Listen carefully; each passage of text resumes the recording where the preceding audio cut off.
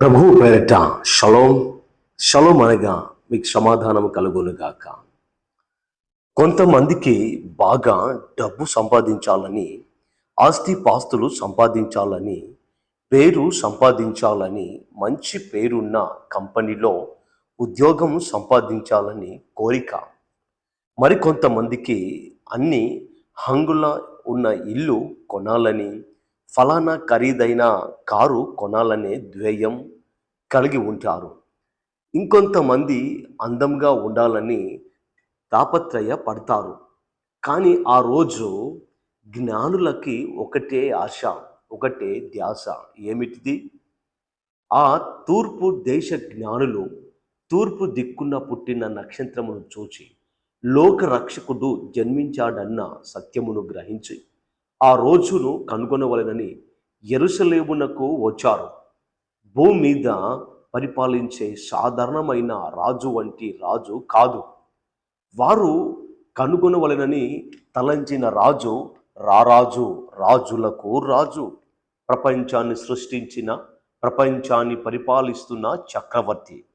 ఆయనే లోకరక్షకుడు, పూజనీయుడు.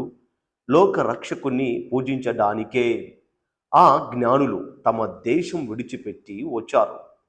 వారిది ఒకే గురి, ఒకే గమ్యం.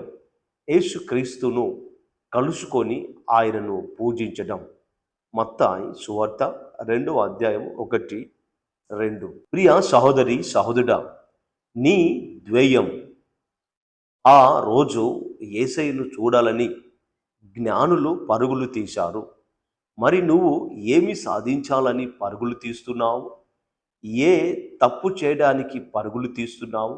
ఒకవేళ ఎవరైనా ఆ జ్ఞానులను ఆపి, అయ్యా మీరు ఎక్కడికి వెళ్తున్నారు? ఎవరి కోసం తాపత్రయపడుతున్నారు? ఎవరిని కలుసుకోవడానికి పరుగులు పెడుతున్నారు? ఏమిటి మీ ధ్యేయం? ఏమిటి మీ ధ్యాస?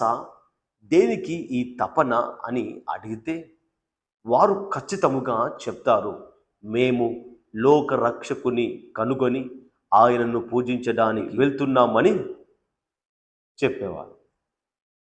ఒక విషయం గమనించండి, ఆ జ్ఞానులు పేదవారు కాదు. ఆ విషయము వారి చేతిలో ఉన్న విలువైన బహుమానాలు తెలియజేస్తున్నాయి. వారు వారి దేశంలో ఉన్నటువంటి శ్రేష్టమైన వాటిని వారు కలుసుకోబోతున్న రారాజుకు ఇవ్వాలని తలంచి బంగారమును, సాంబ్రాన్ని, బోలమును తీసుకొని వెళుతున్నారు. వారికి జ్ఞానము, ధనము అన్నీ ఉన్నాయి.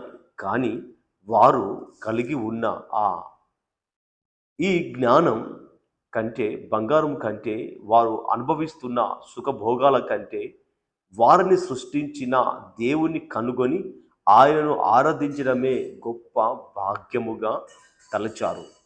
బైబిల్ సెలవిస్తుంది, ఆయన రాజ్యమును నీతిని వెదుకుట మొదట వెదుకుడి. మత్తాయి 6:33. అనగా ఈ లోకంలో జీవించినంత కాలం నీతిగా బ్రతుకుతూ ఆ తదుపరి ఆయన రాజ్యాన్ని చేరడమే ప్రతి మనిషి యొక్క ధ్యేయము, గమ్యము కావాలని దేవుడు ఆశిస్తున్నాడు. కానీ ఈ రోజుల్లో దేవుణ్ణి ఆరాధించేవారు, పూజించేవారు, ఆయన సన్నిధికి వచ్చే మనసారా సన్నతించే వాళ్ళు బహు తక్కువ. ప్రియ సహోదరి సహోదరుడా, ఈరోజు నీవు కలిగి ఉన్న సుఖభోగాలు, సిరి సంపదలు ఇవేవి శాశ్వతం కాదు. ఇవన్నీ కూడా ఒకరోజు మాయమైపోతాయి. కానీ మన దేవుడు శాశ్వతమైన వాడు, నిరంతరము ఉండేవాడు.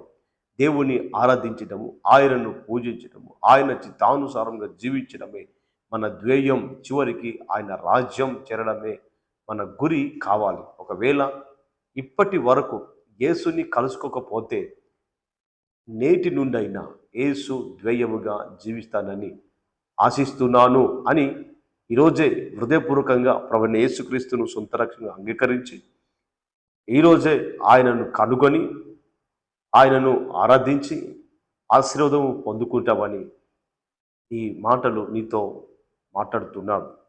పరిశుద్ధుడా, మీకు వందనాలు. జ్ఞానులకు ఉన్న జ్ఞానము నాకు దయచేయండి, మాకు దయచేయండి. ఆ జ్ఞానులు లోక సంబంధమైన వారి కొరకు ప్రయాసపడలా, పడలా. కానీ ఈ జ్ఞానులు పరసంబంధమైనది, శాశ్వతమైన దాని కొరకు ఆయా ప్రయాసపడ్డారు. ఈరోజు మేము కూడా ఒక సత్యాన్ని గ్రహించి నాతో మాట్లాడేందుకు కృతజ్ఞత స్తోత్రం చెల్లిస్తూ యేసుక్రీస్తు శ్రేష్టమైన నామంలో వేడుకొని ప్రార్థిస్తూ ఉన్నాము తండ్రి. ఆమేన్. థ్యాంక్ యూ అండి. God bless you.